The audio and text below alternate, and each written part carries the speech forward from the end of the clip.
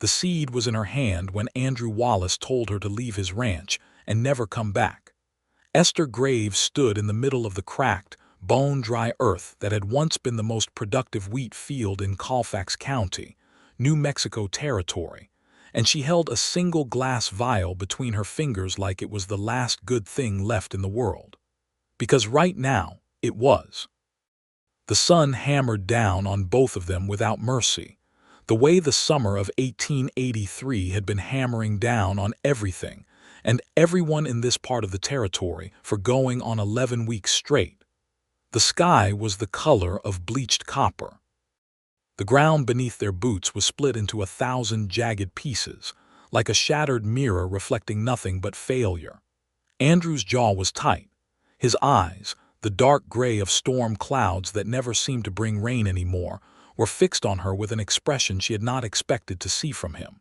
It was not anger, exactly. It was something worse. It was the look of a man who had made up his mind because he was afraid, and fear in a proud man always came out looking like contempt. "I hired you to consult," he said, his voice low and controlled in the way that meant he was fighting hard to keep it that way. "I did not hire you to go digging through my east pasture at 3 in the morning, and I sure did not hire you to start experimenting on what is left of my soil without my permission." "I found something," Esther said. She kept her voice steady. She had learned in the 3 years since she had left her position at the Missouri Botanical Garden to come west that steady voices won more arguments than loud ones. "Andrew, I need you to listen to me before you make a decision that will cost you everything." "Everything is already gone," he said, and the crack in his voice at the end of those words was the only moment where she could see through the wall of him, into the grief underneath. "Get it? 11 weeks without meaningful rain. My wheat is dead, my corn is dead. The sorghum I put in as insurance dried up 2 weeks ago. I owe the First National Bank of Cimarron $4,000 that comes due in October, and I have got nothing to show them but dust." "That is why you need to look at what I am holding," she said. He looked at the vial, he looked away. "Whatever seed you think you found, Miss Graves, it is not going to save this ranch in time." "It might," she said quietly. "But only if you trust me, and only if you stop sending me away every time I get close to something that matters." He turned his back on her and walked toward the house, and that was the moment Esther Graves made a decision of her own. She was not leaving, not yet, not when she was this close. She closed her fingers around the vial, pressed it against her palm, and let herself think back to the beginning of it all, to the letter that had brought her here. To the morning she had stepped off the stage in Cimarron with her leather specimen cases, and her dog-eared botanical journals, and her complete refusal to be anything less than exactly who she was. It had been the first week of May, and the territory had not yet shown its worst face. Esther had grown up in Cincinnati, Ohio, the only daughter of a professor of natural sciences at the Ohio Mechanics Institute. Her father, a gentle and deeply intellectual man named Solomon Graves, had raised her in a house full of specimens and pressed flowers and scientific journals from London and Paris and Berlin. While other girls her age were being trained in embroidery and piano, Esther had been learning the Latin names of every plant in the Ohio River Valley and conducting her first rudimentary soil composition experiments in the backyard at age 12. By the time she was 20, she had a working knowledge of plant pathology, seed biology, and soil chemistry that put most university-trained men to shame. By 24, she had been hired as a research associate at the Missouri Botanical Garden in St. Louis, the first woman they had ever taken on in that capacity, and she had earned it so completely that even the men who had opposed her appointment eventually stopped arguing. She had left the garden not because she was forced out, but because she had become convinced that the real work was not in a greenhouse in St. Louis. The real work was out here, in the territories, where the land was being pushed past its limits, and no one had the scientific understanding to know why the soil was failing or what could be done about it.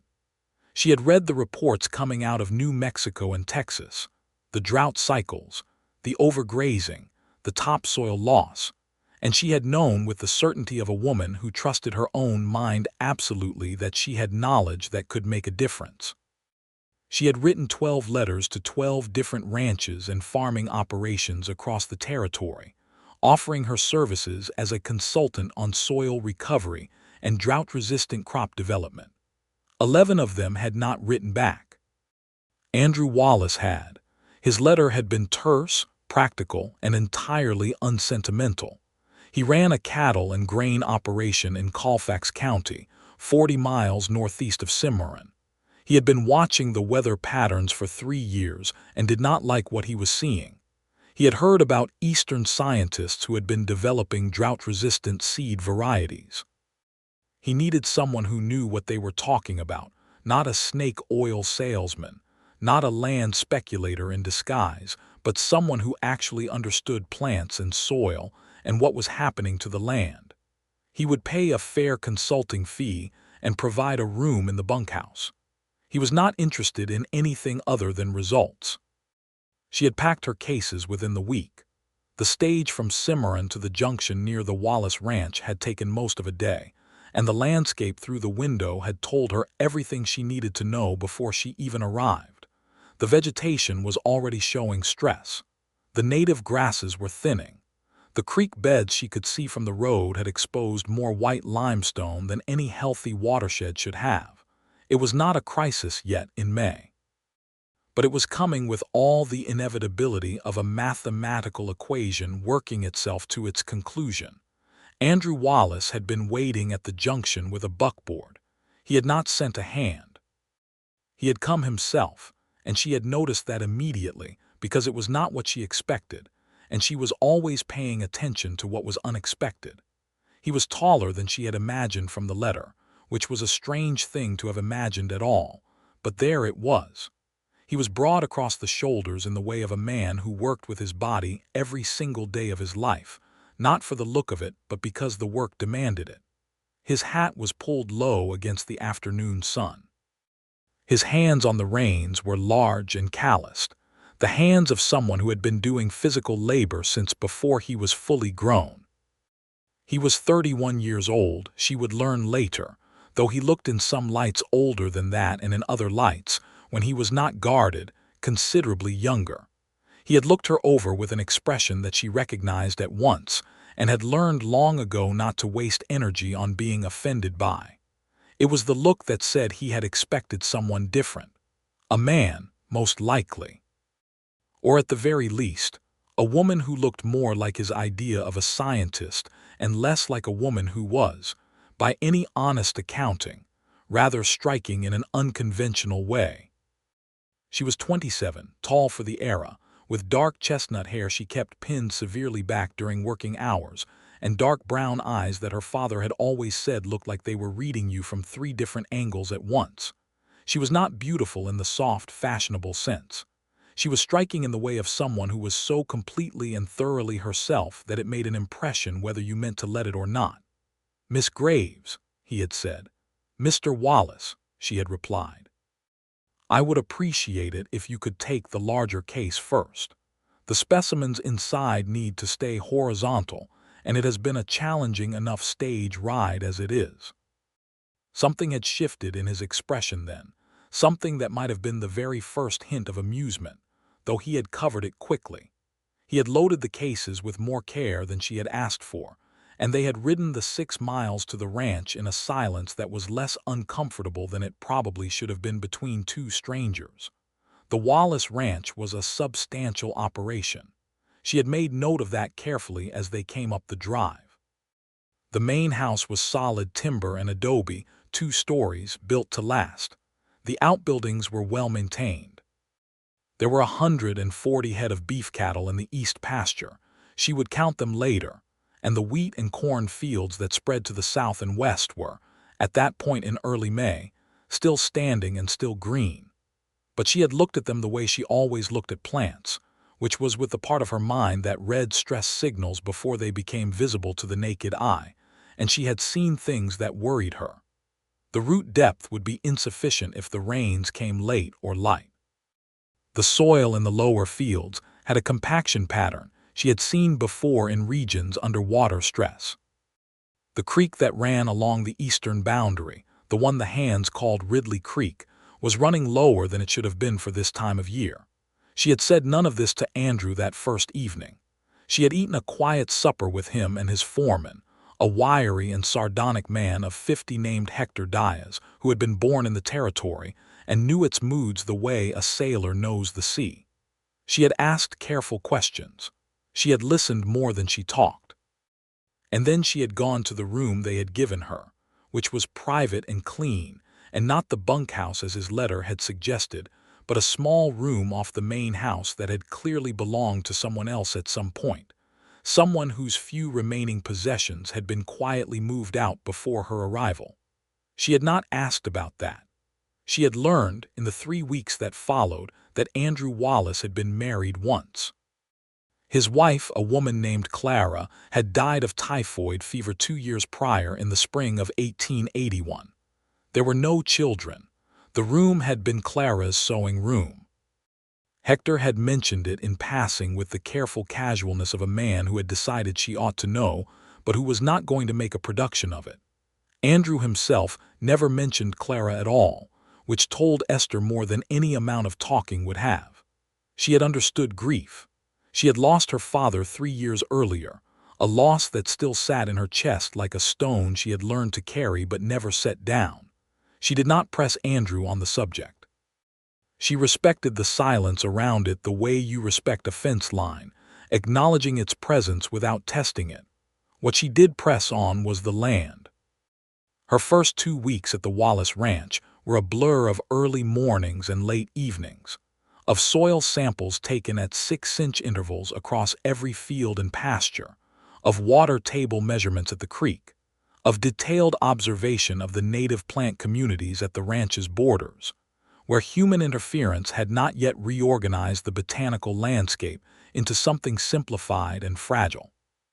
She cataloged everything in her journals with the precise and loving attention of a woman for whom the natural world was not background scenery, but the primary text of reality. She sent weekly written reports to Andrew, formal and thorough, because she knew that the formality mattered in establishing that she was there as a professional, and that her findings deserved the same respect they would receive from any man he might have hired. He read every report. She knew because he asked precise questions about them the next morning at breakfast, questions that told her he had not merely skimmed but actually engaged with the content, turned it over, tested it against what he knew from years of working the land himself. The first time she realized she respected him was the 3rd week, when he pushed back on her assessment of the South Field's soil structure. He was wrong in his conclusion, but exactly right in the empirical observation that had led him there, which meant his intuition about the land was sound even if his interpretive framework was limited by the fact that he had never had access to the scientific literature she had spent years absorbing. She had told him so directly. She had said, "Your observation is correct, your conclusion is not, and here is why." And he had looked at her for a long moment, and then nodded once, definitively, and changed his position without any of the wounded defensiveness she had encountered in so many men when corrected by a woman. That had been something. That had been, if she was honest with herself, rather a lot. The drought arrived in earnest in the 3rd week of June. It did not announce itself with drama. It simply failed to rain, week after week. The temperature climbed. The creek dropped. The wheat began to show the first signs of heat stress, the leaves curling inward along their edges, the way they did when the plant was trying to protect its water. Esther documented everything with meticulous precision and also with a growing urgency, because she could read what she was seeing, and what she was reading was not good. By July, the wheat in the lower fields was failing outright. Andrew had brought in extra hands to try emergency irrigation from the creek, a brutal and exhausting process of hauling water by the barrel, but the creek itself was declining too fast to sustain it. The corn went next, the weaker plants first, and then progressively the stronger ones as the topsoil cracked, and the roots found nothing but desiccated earth below the surface. The sorghum held longer, but it too began to thin and yellow in the first week of August.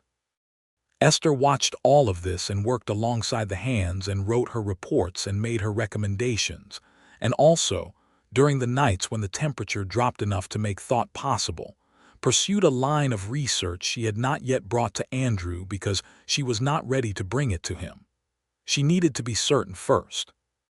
She needed evidence that was airtight, because she knew that what she was proposing was going to sound improbable, and she was not going to present an improbable theory without the evidence to support it. She had first noticed it in her early survey of the ranch's border vegetation. In the northeast corner of the property, where the land ran up against a rocky outcropping that made it useless for cultivation, and so had been left completely alone for as long as anyone could remember, there was a plant community that was doing something she had not expected. While everything in the cultivated portions of the ranch was dying, this corner was surviving. Not thriving, not in this drought, but surviving in a way that went beyond what the hardier native species should have been able to manage. She had collected samples from that corner in her first week. She had been coming back to it ever since, progressively narrowing her focus, trying to understand what was different about that patch of ground. On the night that Andrew had not known she was out in the east pasture at 3 in the morning, she had found it. Not the seed yet. Not then.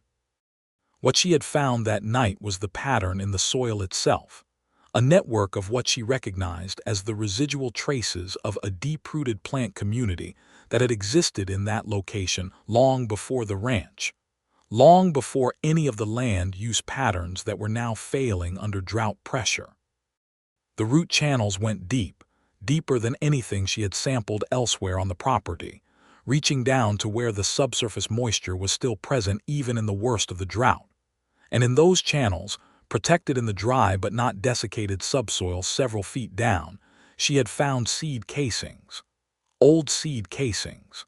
The kind that belonged to something she had read about in the literature but never encountered in the field.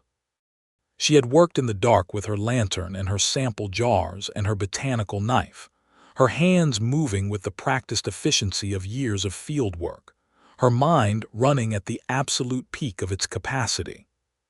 She had been so absorbed in what she was finding that she had not heard Andrew come across the field until he was 20 feet away, and by then he had already seen the lantern and the open ground and drawn his own conclusions. His conclusions had been wrong. His reaction had been disproportionate. And when she had tried to explain, in the first light of early morning after a sleepless night, he had looked at her with that shuttered, frightened expression and told her to leave his ranch. But she was not leaving. She went back to her room. She set the vial on the desk beside her journals, and she sat down in the wooden chair, and she thought very carefully about what to do next, because the situation was more urgent than Andrew knew, and the solution she had found was extraordinary enough that she needed to explain it in a way that he could not dismiss. She needed Hector. Hector Diaz found her an hour later, precisely when she had expected him to, because Hector had a habit of knowing where the problems were on this ranch and gravitating toward them with the unhurried competence of a man who had been solving problems in this territory since before most of the current hands were born. He was a compact man with silver-streaked black hair, a lined, weathered face, and eyes that had seen enough of the West to be neither surprised nor defeated by anything it chose to throw at him. "He told you to go," Hector said, sitting down in the other chair without being asked. "He did," Esther said. "You are not going." "I am not," she confirmed. Hector looked at the vial. "What is that?" "Sit forward," she said, "and I will tell you something that is going to seem impossible until I show you the evidence, and then it is going to seem like the most important thing that has happened on this ranch in a very long time." She talked for 40 minutes. She showed him her journals, the soil composition charts, the comparison samples, the depth profiles, the sketches of the root channel patterns. She showed him the seed casings under her magnifying glass, and then she showed him the vial. Inside the vial, nested in a small amount of the subsoil material she had brought up with it, were seeds. Small, slightly flattened, with the particular surface texture of a plant that had evolved in drought conditions over hundreds of generations. They were, she explained to a quietly attentive Hector, the seeds of a variety of drought-tolerant grain that had been cultivated by the Puebloan peoples of the region for centuries before European contact. The literature on such plants was limited, but it existed, and she had read every page of it. These plants had been bred for the specific conditions of this landscape, the cycles of drought and sporadic rain, the particular mineral composition of the soil, the temperature ranges. They were, in the most literal possible sense, made for this ground. The original plant community in that northeast corner was not accidental, she said. Someone put those plants there a very long time ago, and they have been seeding themselves in that protected spot ever since.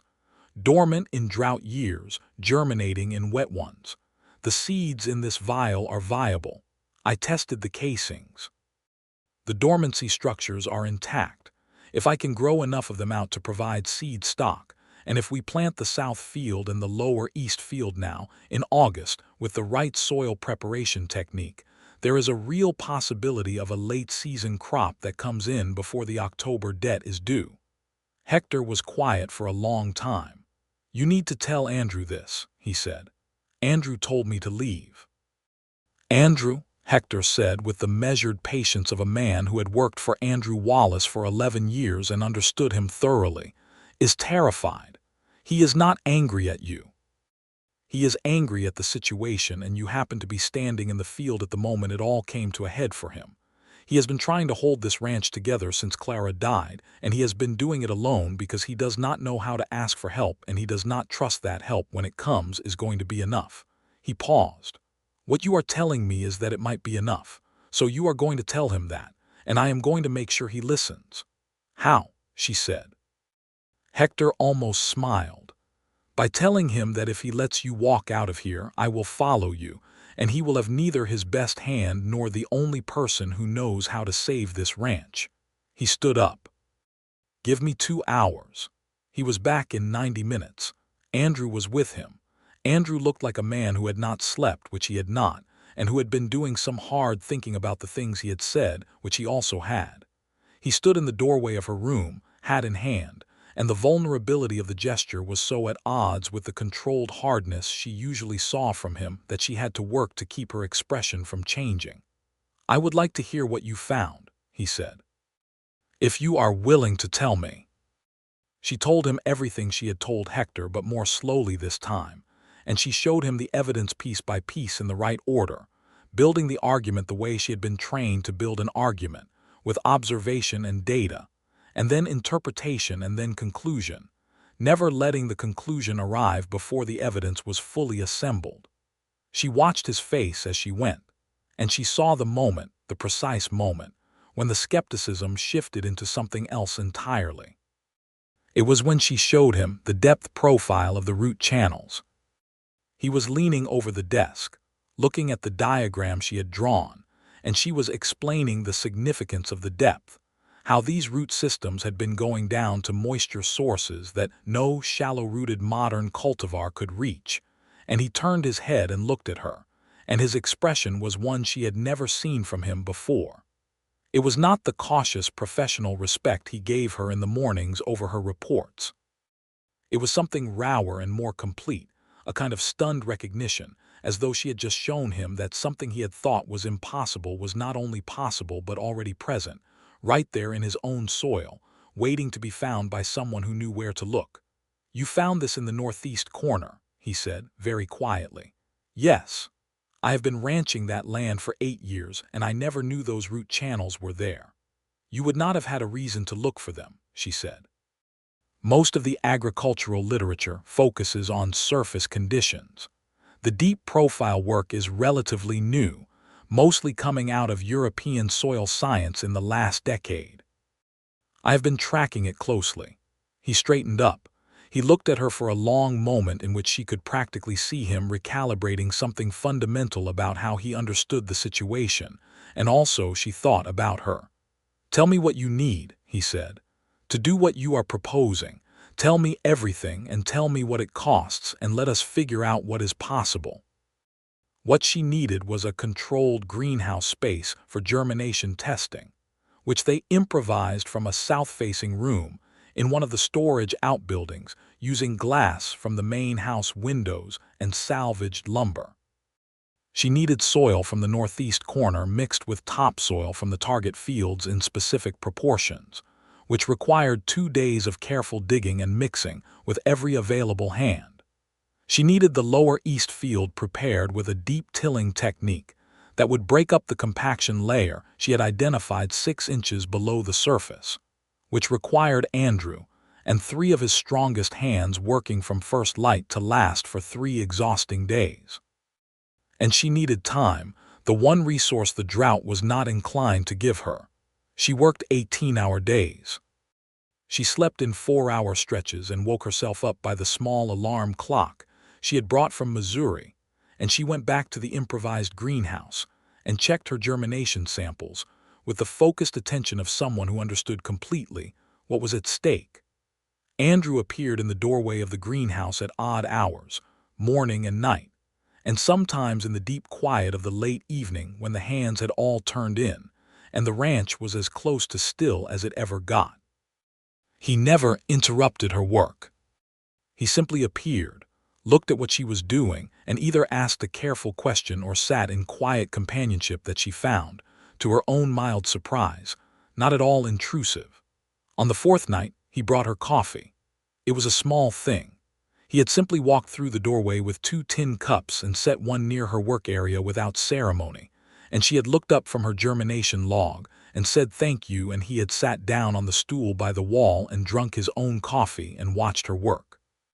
They had talked that night, the way 2 people talk when they are both tired, and the pretenses of the daytime have been worn down to something simpler and more honest. They talked about the land and what it had been before the ranching era, about the Puebloan and Apache peoples who had known these plants for centuries before any European scientist had thought to document them, about the injustice of that, the accumulated loss of knowledge that had gone with the forced displacement and destruction of those communities, the way the land itself still held the record of what had been known and cultivated here, if you knew how to read it. My grandfather came to this territory in 1849, Andrew said. He always said the land would take care of you if you took care of it. I think he understood something about that I have been too caught up in short-term survival to really learn. Most people are, she said. That is not a failing. It is just the situation. You are not most people, he said. She had looked up from her work at that, because the way he said it was different from compliments she had received before, which were usually either patronizing or had the undertone of something transactional. The way Andrew said it was the way you say a plain and obvious fact. You are not most people, as if it would have been strange to pretend otherwise. She had not known exactly what to do with that, so she had looked back at her germination samples and said, "The root radicals are beginning to show on the fastest growing seeds.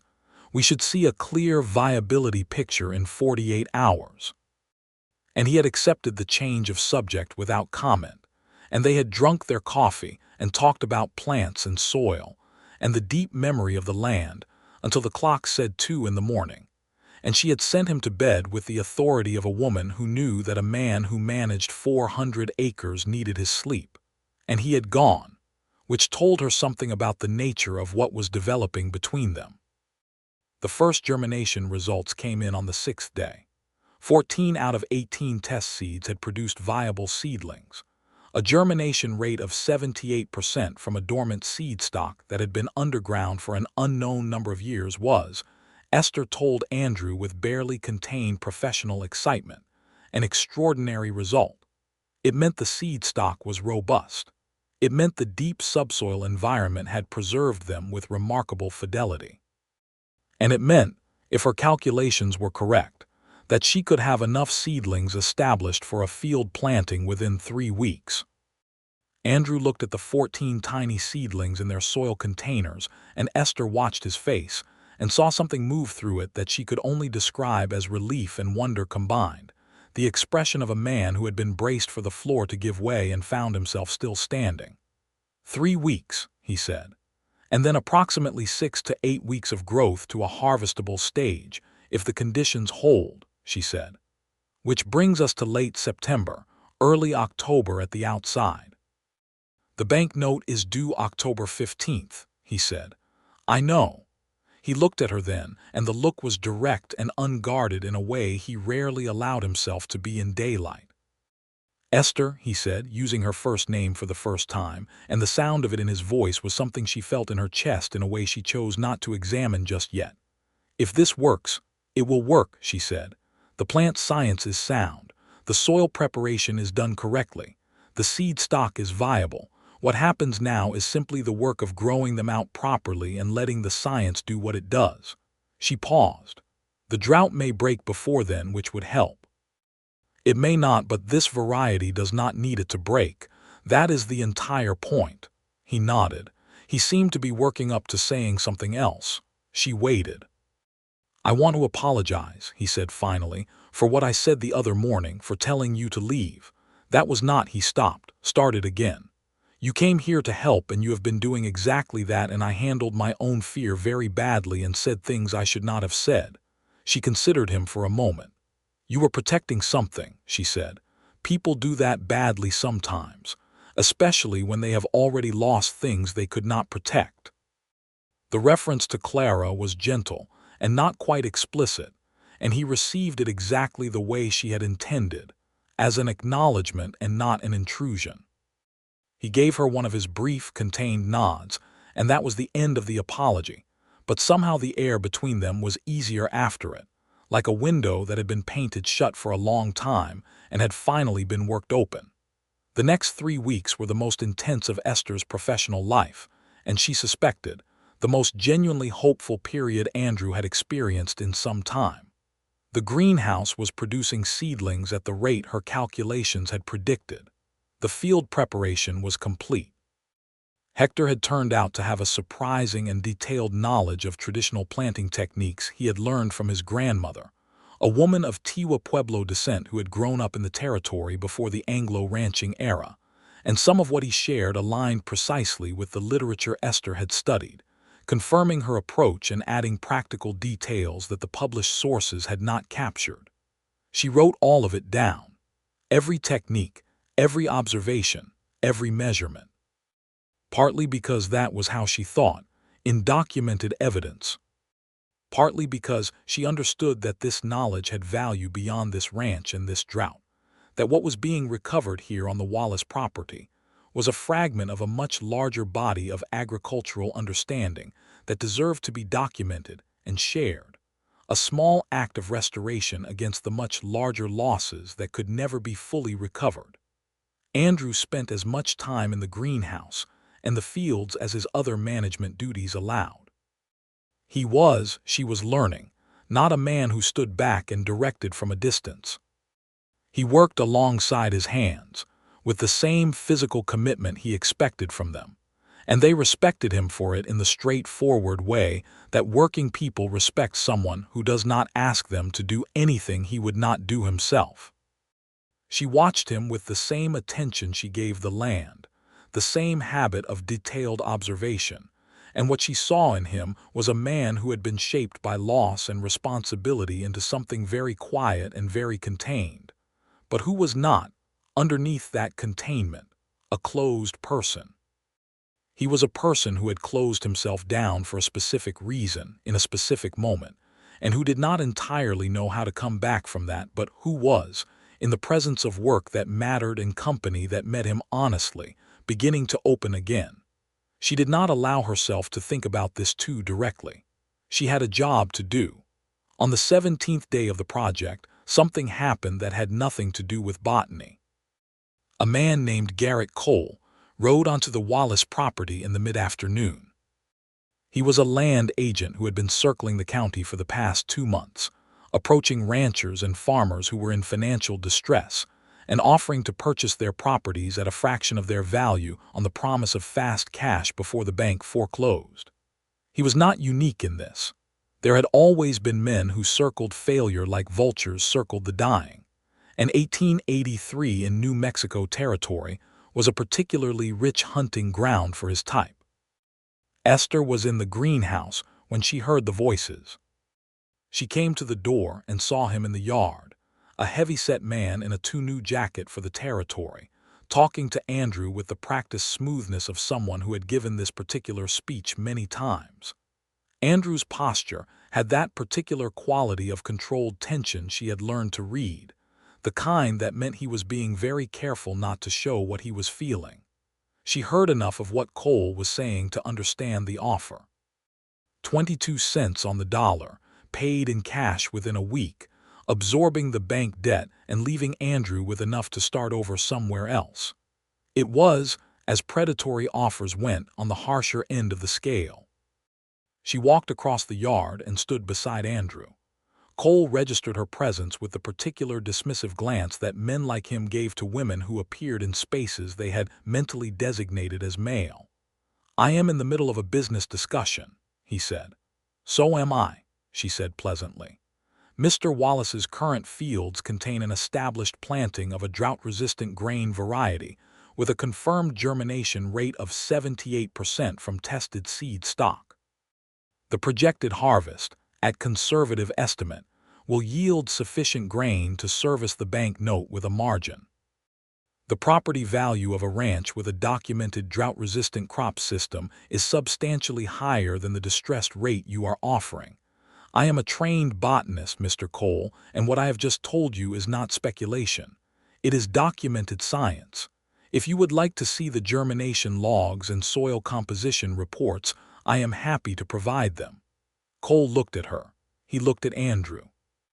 Andrew's expression had shifted from tense to something that was caught between astonishment and something else, something that made a muscle move in his jaw.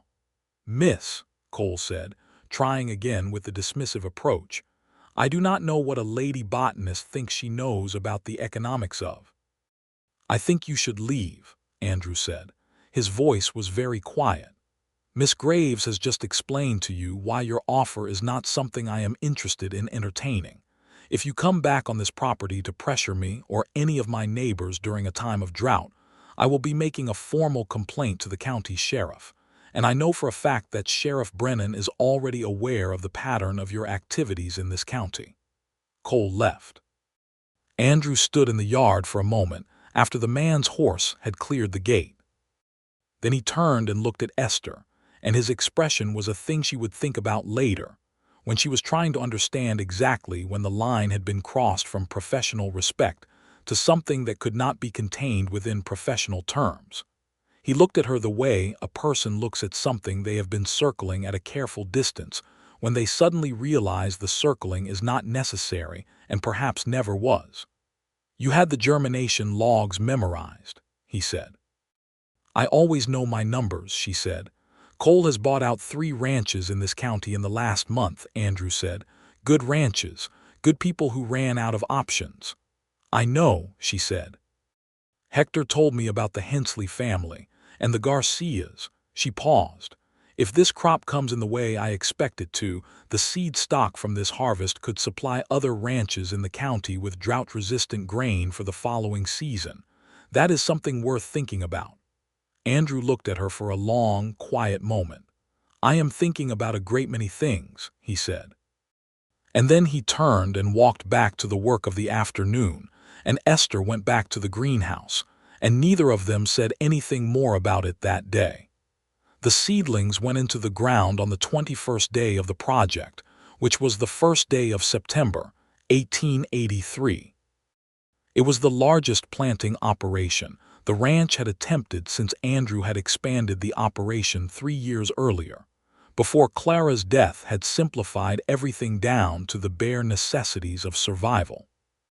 All 6 hands were out in the fields, along with Andrew and Hector, and Esther herself, who had stripped down to her practical working dress and boots, and was out in the rows directing the planting depth and spacing with the methodical intensity of someone who understood that the difference between correct and almost correct in plant placement was the difference between a crop and a failure. The technique she was using was not what the hands were accustomed to. The rows were deeper than standard, the spacing wider, the soil preparation around each seedling hole designed to maximize the root's access to the deeper moisture layer.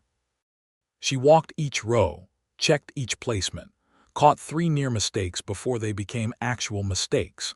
And the hands, who had initially regarded her instructions with the guarded skepticism that the frontier often extended to people who came from outside with new ideas, had by the end of the first day adopted the quiet, focused efficiency of people who had decided she knew what she was talking about and were following her lead. Andrew worked at the far end of her row for most of the morning, and she could feel him watching her in the intervals between the physical labor, not the appraising watch of a man trying to decide if a woman was competent, but the attentive watch of a man who is learning, and also, perhaps, not entirely thinking about the botanical technique. By evening, the lower east field and half the south field were planted. They finished the south field the next day. On the 3rd of September, 9 days into the planting, the sky changed. It had been clear and brutal for so long that the change in the light happened slowly, the way all the most significant things happen, too gradually to pinpoint the exact moment, but unmistakable once it had arrived. There were clouds building to the northwest, the high cumulus formations that, in this part of the territory, could mean a true storm rather than the teasing dry thunderstorms that had been rolling through all summer and giving heat lightning without rain. Esther was in the south field checking on the established seedlings, which were already showing the first true leaf development, when she noticed the clouds. She straightened up from her crouch and looked at them and did the calculations in her head. The angle of approach, the time of year, the cloud type, what Hector had told her about the territory's weather patterns. She found Andrew at the corral fence. "There is going to be rain," she said. "Not today, 3, maybe 4 days. If it comes in the way I think it is going to, it will be gentle enough not to damage the seedlings and will provide exactly the supplemental moisture the root systems need at this stage of development." Andrew looked at the clouds and then at her. "You are reading clouds now in addition to soil samples," he said. "I am a field botanist," she said. "We learn to read weather because the weather controls the plants. I have been observing the pressure patterns here for 4 months. And you think this is real rain? I think," she said carefully, "that it is moving in from the direction that the reliable rains come from in this territory, and I think the temperature drop I measured this morning is consistent with a frontal system rather than local convection. I am not a meteorologist, but I have a reasonable basis for hope." He was looking at the clouds, and something in his face had gone quiet in the particular way she had come to understand. Meant he was feeling something he was not sure how to handle. 4 months of drought, and now, right when the new crop is in the ground, the timing is not mystical, she said, though she could see why it might feel that way. The drought was always going to break eventually. We were always going to reach the end of this particular cycle. The question was whether the ranch would survive to the other side of it. "Because of you," he said, "it will. Because of the science," she said, "and because you were willing to listen to it." He turned from the clouds and looked at her directly, and the quality of the look was the one she had been trying not to think about, the one that was not professional and not transactional, and not the ordinary regard of one competent person for another. It was personal in the deepest sense of the word, specific and searching and tender, and it landed on her with a weight that her careful professional framing was no longer quite adequate to deflect. "Esther," he said. She waited. "I have been trying," he said, with the careful deliberateness of a man choosing words with more attention than he usually gave to speech, "to be decent about this. About not—" He stopped. A muscle worked in his jaw. "You came here to do a job, and I have been trying to stay out of your way on that and not complicate things by—" "Andrew," she said. He stopped. "I am aware," she said, "of what has been developing between us. I have been aware of it for some time. I have been trying to maintain the appropriate professional distance because I did not want to assume and I did not want to complicate the work, which mattered and still matters very much to me." "But," he said. She said, and something in her chest shifted in a way she recognized as the feeling of a decision that had been made in the background of her mind for quite a while finally arriving at the surface. I would be dishonest if I pretended that this is only professional for me, and I am not in the habit of dishonesty. The silence between them was charged and warm and full of the particular possibility that comes right before something irrevocable. I do not know, Andrew said slowly, how to do this well. After Clara, I was not sure I was going to be capable of it again. I was not sure I wanted to be. He looked at her with the directness that was one of the things she had come to value most in him. And then you arrived with your specimen cases and your Latin plant names and your absolute certainty about what you were doing, and you proceeded to be the most. He made a small, helpless gesture that encompassed more than words were doing for him just then. I am aware that I am not an easy person, she said. You are, he said, the most remarkable person I have ever met. The rain came 4 days later, exactly as she had predicted. It came in the way she had said it would, gently and steadily for 2 days, enough to settle into the soil without running off, enough to reach the depth of the root systems they had established. Esther stood in the doorway of the house and watched it fall and felt the particular satisfaction of a prediction confirmed, which was distinct from ordinary happiness but adjacent to it. Andrew came to stand beside her in the doorway. He was close enough that she was aware of the warmth of him against the cool of the rain-washed air. After a moment he took her hand, carefully, and she turned her palm up against his and let their fingers close together, and they stood like that in the doorway watching the rain fall on the fields where her seedlings were growing in the dark earth, and it was one of the finest moments of Esther Graves's life. Things moved with a different quality after that, not rushed. The care with which Andrew had always navigated the unspoken thing between them did not evaporate simply because it had been named, and she appreciated that in him, the way he did not treat the acknowledgement of it as permission to be careless. He was, if anything, more attentive in the particular way of a person who was paying full attention to something they did not take for granted. They rode out together on the afternoons when the work allowed it, checking the crop progress, which was better than even her conservative projections had suggested. The drought-resistant variety was responding to the ground moisture with exactly the growth pattern the literature described, the root system pushing deep and the above-ground growth careful and efficient, allocating resources in the intelligent way of a plant that had been selected over centuries for conditions precisely like these. My grandfather would have loved this, Andrew said one evening as they dismounted at the northeast corner of the property, at the rocky outcropping where the original plant community had survived all the years of the ranch's existence. He crouched down and looked at the plants that grew there, the ones Esther had carefully left undisturbed, the source population from which everything they had done over the past weeks had derived. He was always trying to understand the land before he tried to use it. That is the right order, she said. He would have gotten along well with you, Andrew said. She looked at the plant community with the deep and genuine affection she felt for all resilient things. Tell me about him, she said. Andrew told her about his grandfather, a Scotsman named Malcolm Wallace who had come to the territory as a young man with nothing except a deep stubbornness and an instinct for land.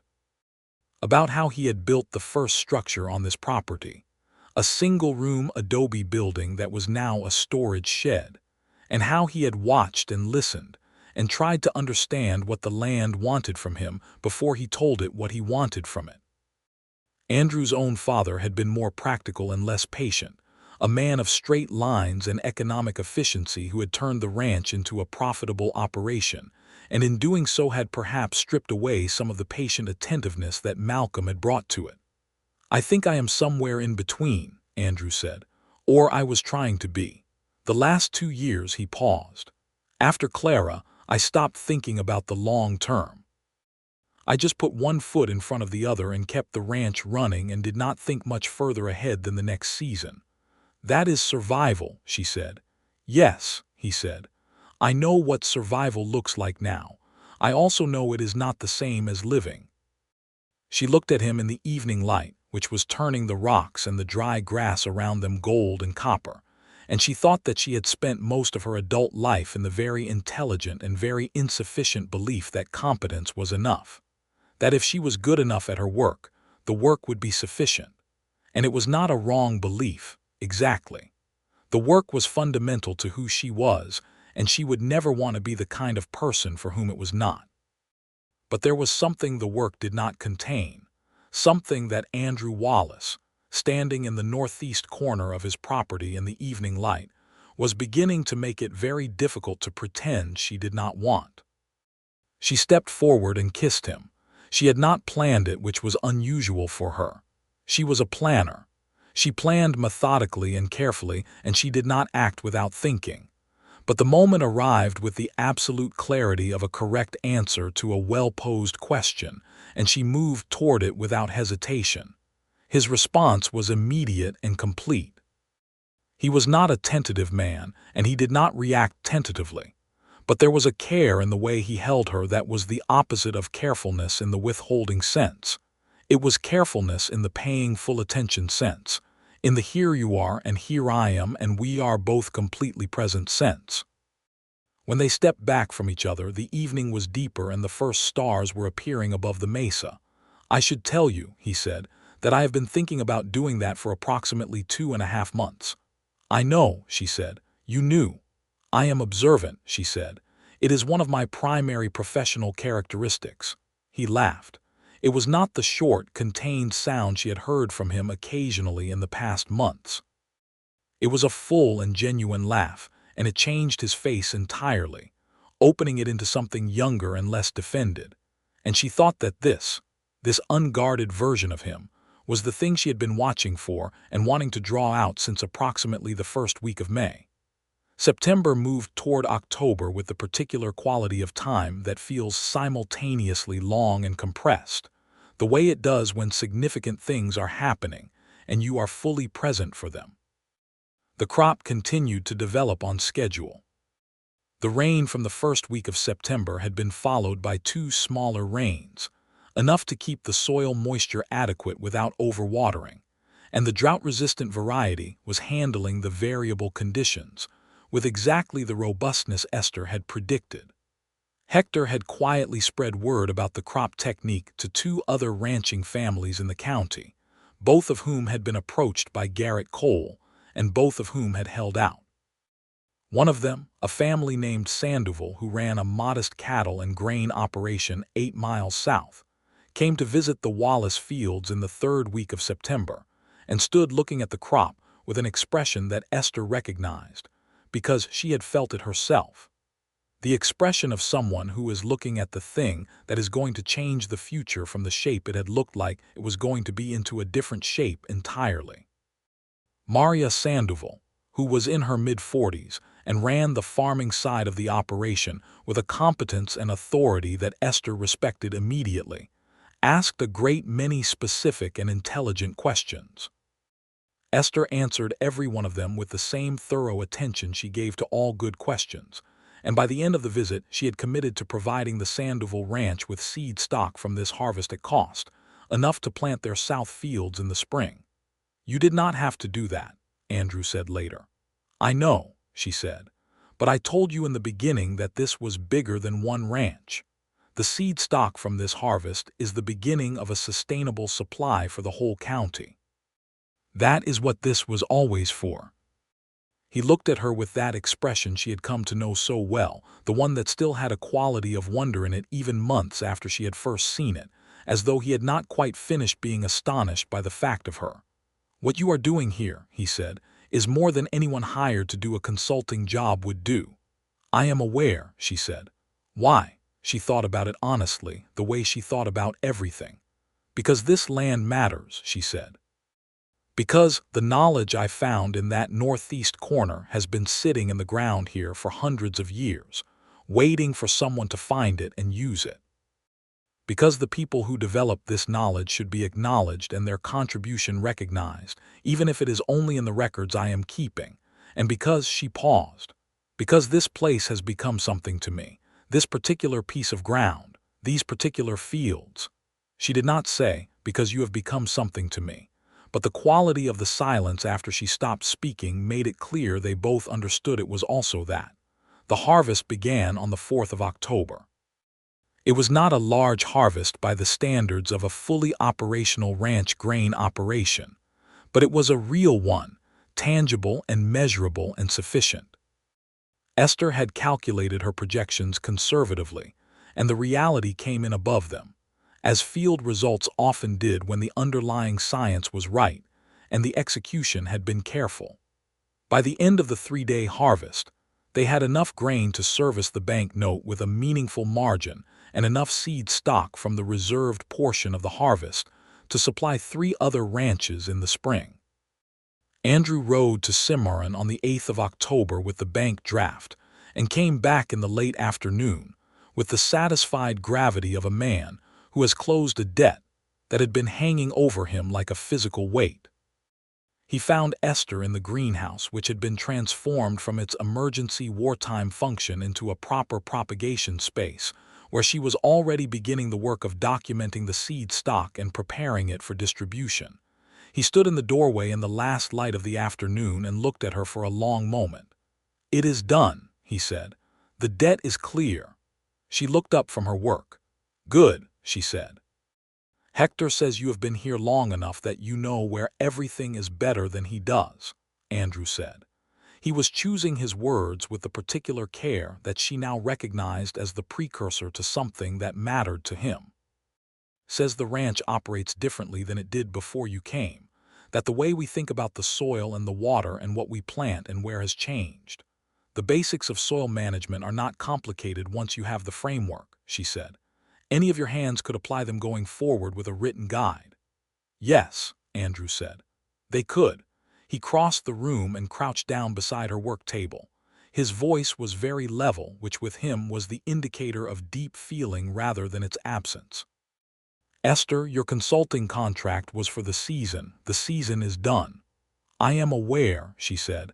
"I would like it very much if you would stay," he said, "not as a consultant." She set down the sample container she was holding and looked at him.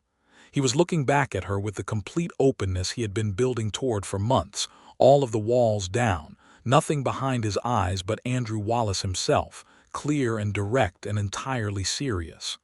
"What are you asking me?" she said, even though she knew. "I am asking you," he said, "to consider making this permanent." "The work, yes, because I can see already that there is 10 years of work here for someone who cares about this land the way you do. But also," he took a breath, "I am asking if you would consider marrying me. I know that is a significant thing to ask of a woman with your independence and your work, and I am not asking you to give any of that up. I would not want you to. The person I am asking is exactly the person you are, completely." Esther was quiet for a moment. The honest answer was that she had known this was coming for weeks, in the way that she knew most things that her observational attention had been carefully tracking. She had also been turning over the question of her answer with the same methodical rigor she brought to any important problem, which meant she had already worked through the considerations systematically. What she would be taking on, what she would be giving up, what was possible here in terms of the work that mattered to her, what Andrew Wallace was as a person and a partner and a man.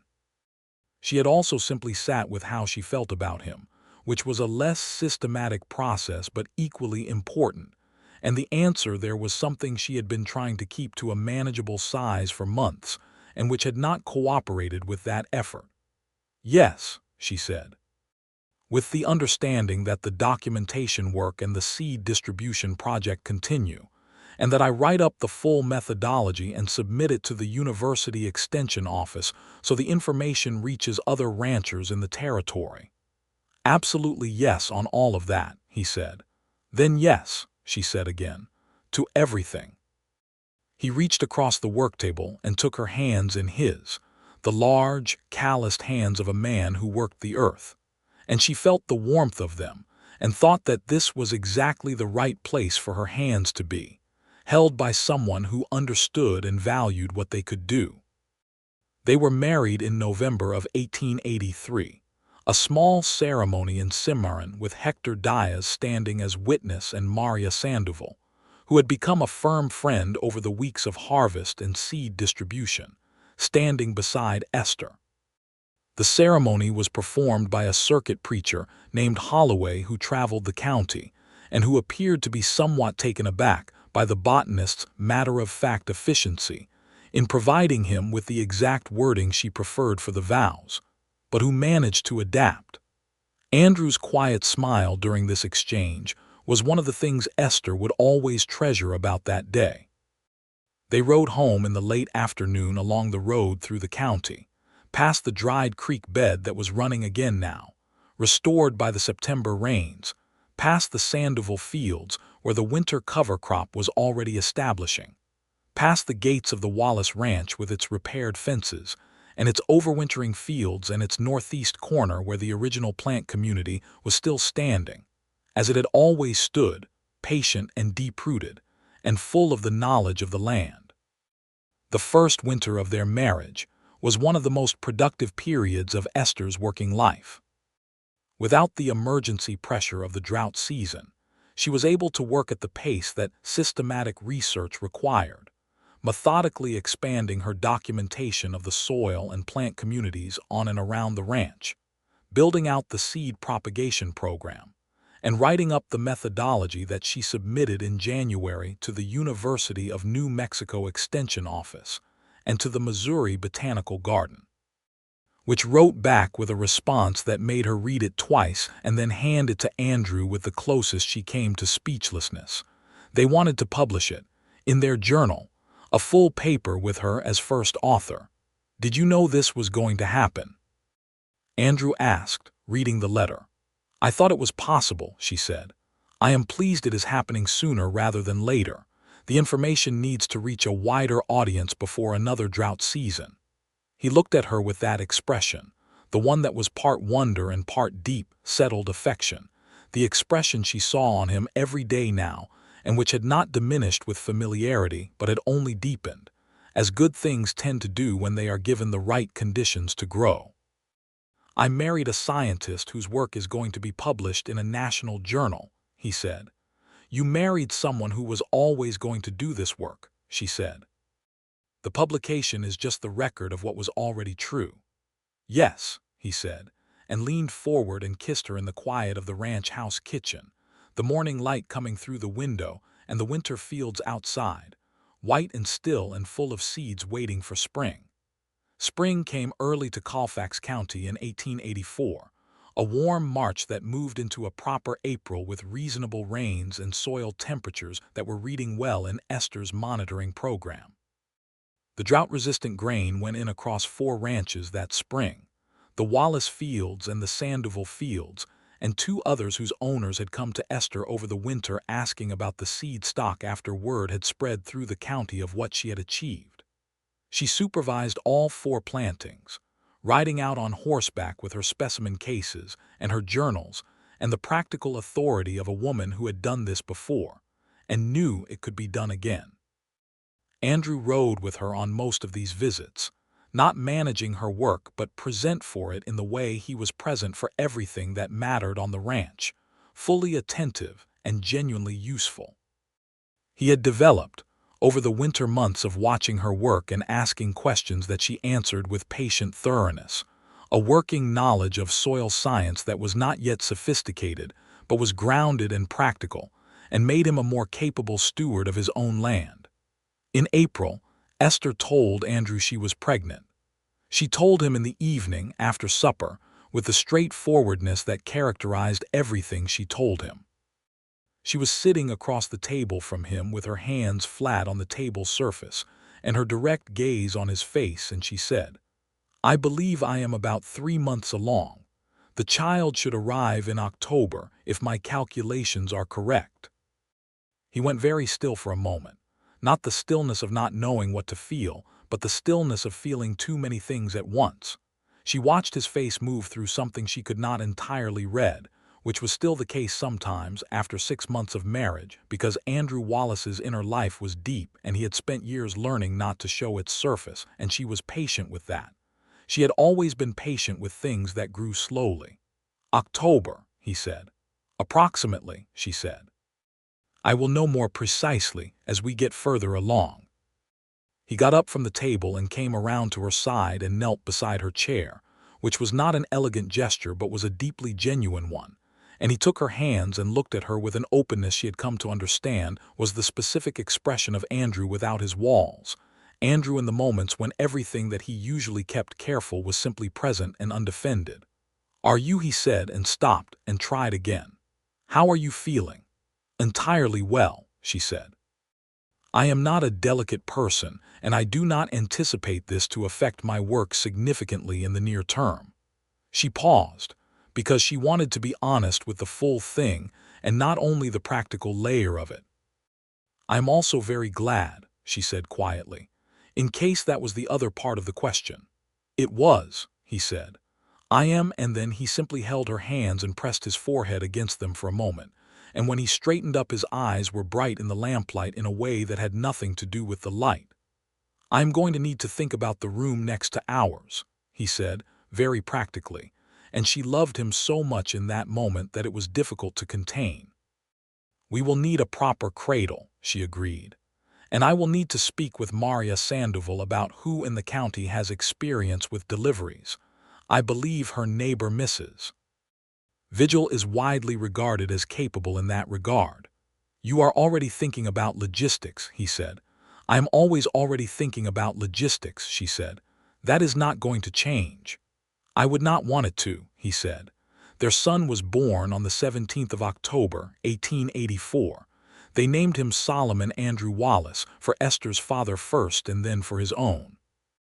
Mrs. Vigil attended the delivery with the calm expertise of a woman who had attended a great many births in 40 years of service in the territory. And Esther was, as she had predicted, not a delicate patient. She was specific and practical and demanded to know at every stage what was happening and what was expected.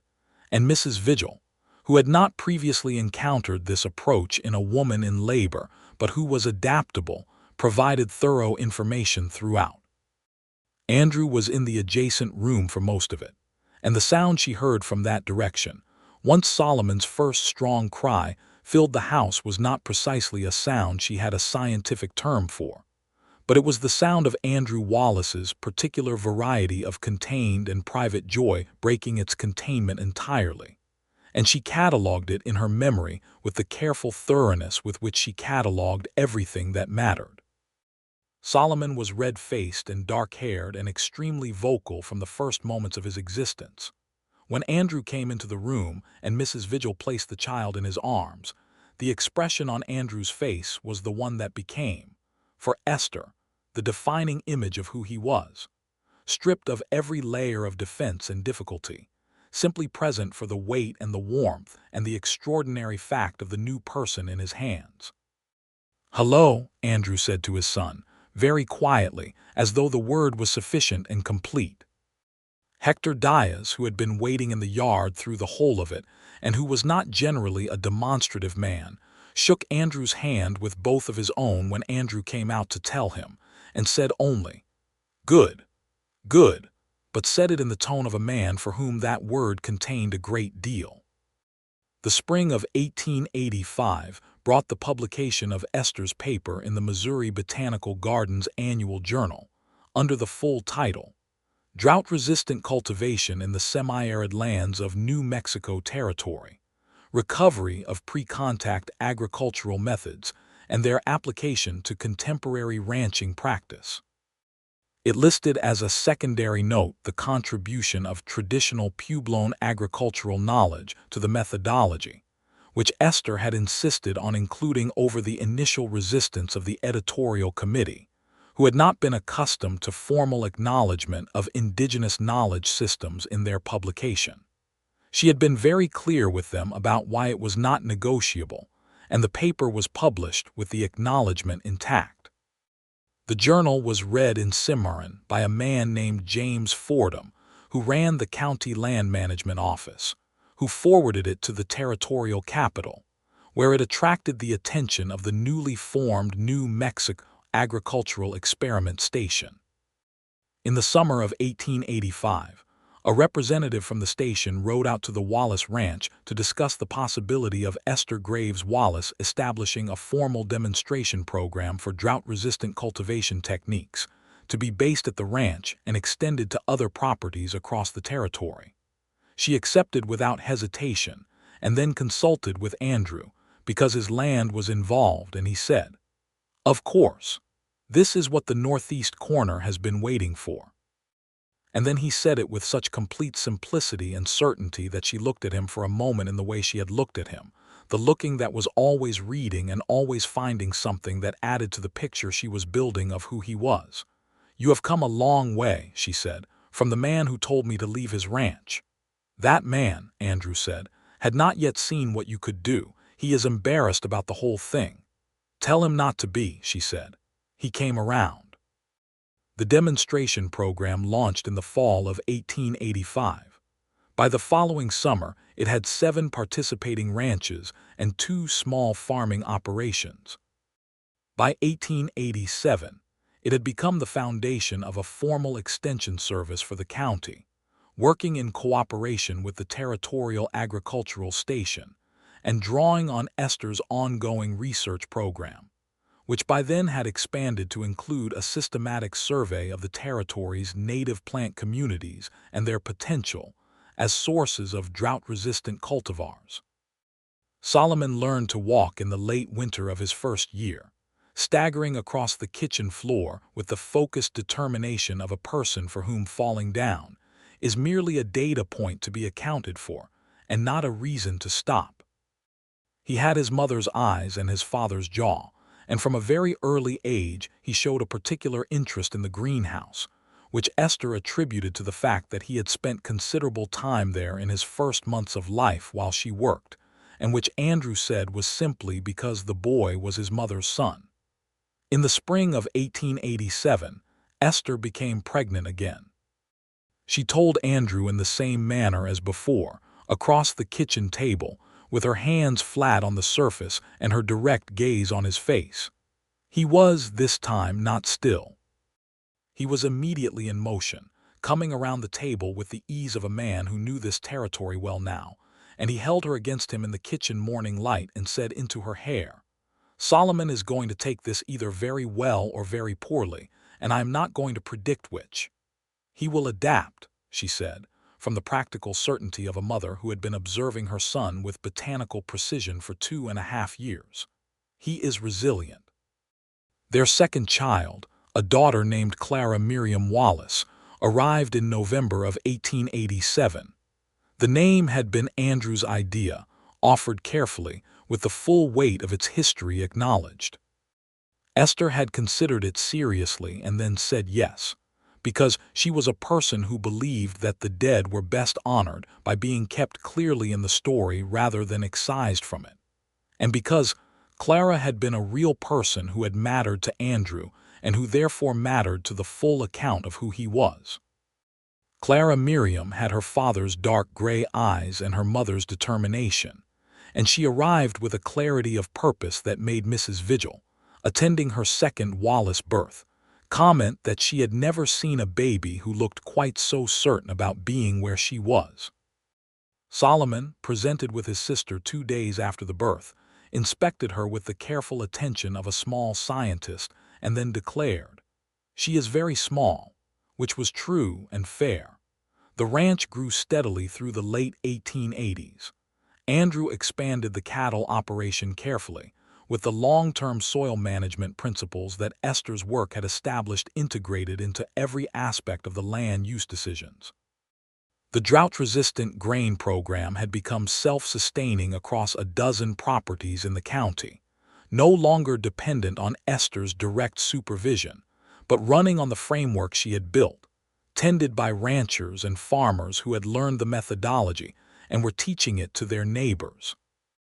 In 1889, New Mexico Territory moved closer to the statehood that would eventually arrive 2 decades later, and the political and economic questions of land tenure and agricultural policy were increasingly present in the lives of everyone who worked the land. Esther's demonstration program had become visible enough to attract attention at the territorial level, and she was asked twice to testify before land management committees in Santa Fe, testimony that she gave with the same measured precision she brought to everything, the evidence first, and the interpretation second, and the recommendation third, and which had measurable impact on the policy language around soil conservation in the territory's agricultural code. She was not the only person doing this work. There were others, men and women, Anglo and Hispanic, and some who navigated the complex space between, all of them working on the fundamental question of how to sustain a working agricultural economy in a landscape that was being asked to support more people and more production than it had evolved to carry.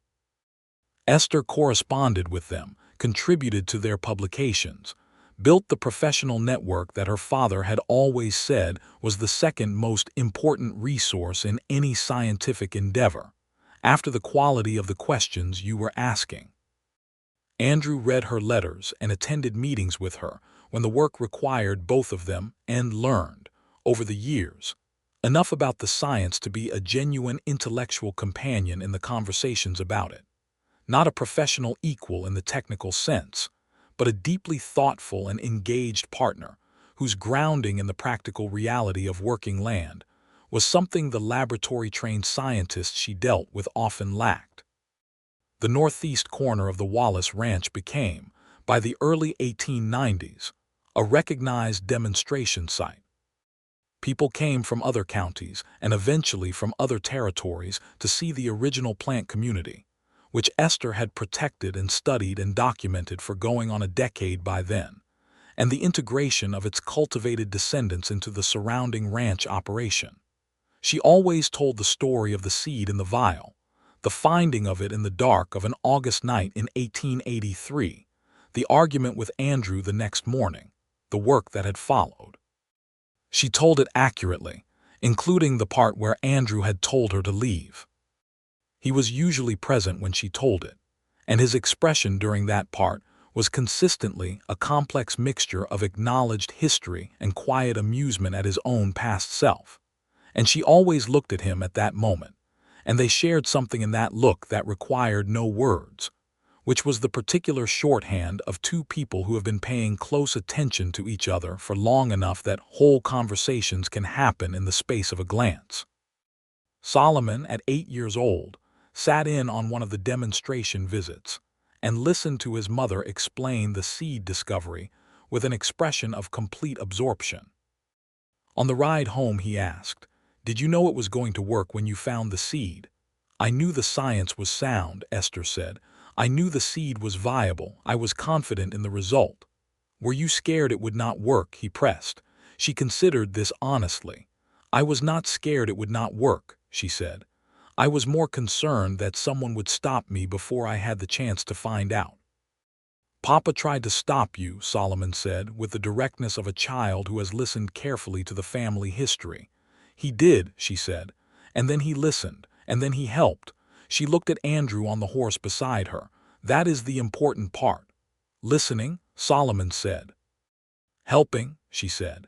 Andrew reached across the space between their horses and put his hand over hers where it rested on her saddle, briefly and without ceremony, the way a person touches something they trust absolutely. She turned her palm up against his. The evening they rode home from the last demonstration visit of the season in the autumn of 1892, 9 years after the drought that had nearly destroyed the Wallace Ranch. The light was going gold, and long across the fields where the drought-resistant grain stood tall, and the cattle moved in the east pasture, and the house was warm and lit against the coming dark. Solomon was already inside with Clara Miriam. She could hear voices, and the smell of the supper that Hector's wife Rosario, who had joined the ranch household 3 years ago, was making in the kitchen came across the yard to meet them. Andrew unsaddled the horses in companionable silence while Esther made her field notes for the day, a habit she had never given up, even after all the years of it.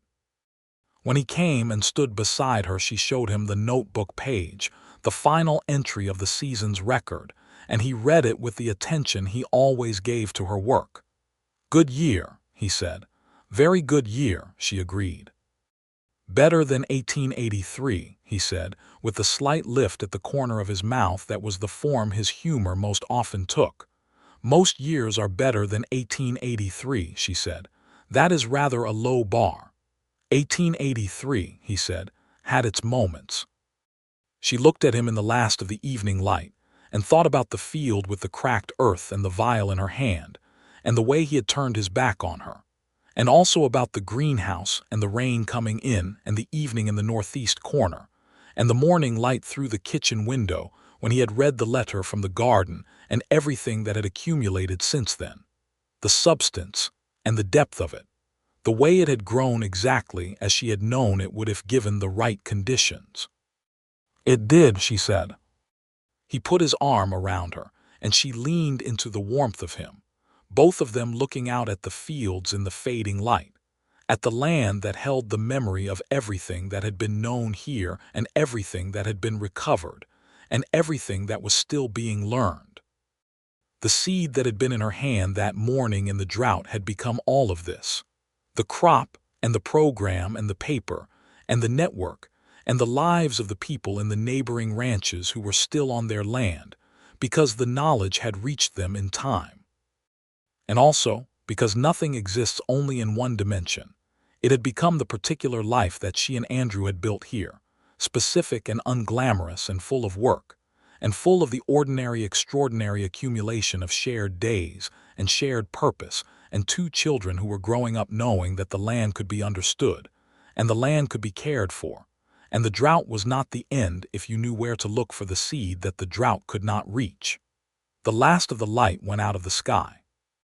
Inside the house, Solomon was setting the table, and Clara Miriam was arguing cheerfully with Hector about something that made Hector's voice carry the particular exasperated affection of a man who had been outmatched in an argument by a 5-year-old. And Rosario called from the kitchen that supper was ready in language that crossed Spanish and English in the practical bilingual shorthand of the household. And a horse in the barn shifted its weight, and the dried grass in the field moved in the evening wind. Esther straightened up and put her field notebook in her case, and Andrew held the door for her, and they went inside together into the warmth and the noise and the life they had built, and the door closed behind them, and the northeast corner of the Wallace Ranch was dark and still and full of seeds, the way it had always been, the way it would be long after them, patient and deep and waiting for someone who knew how to look.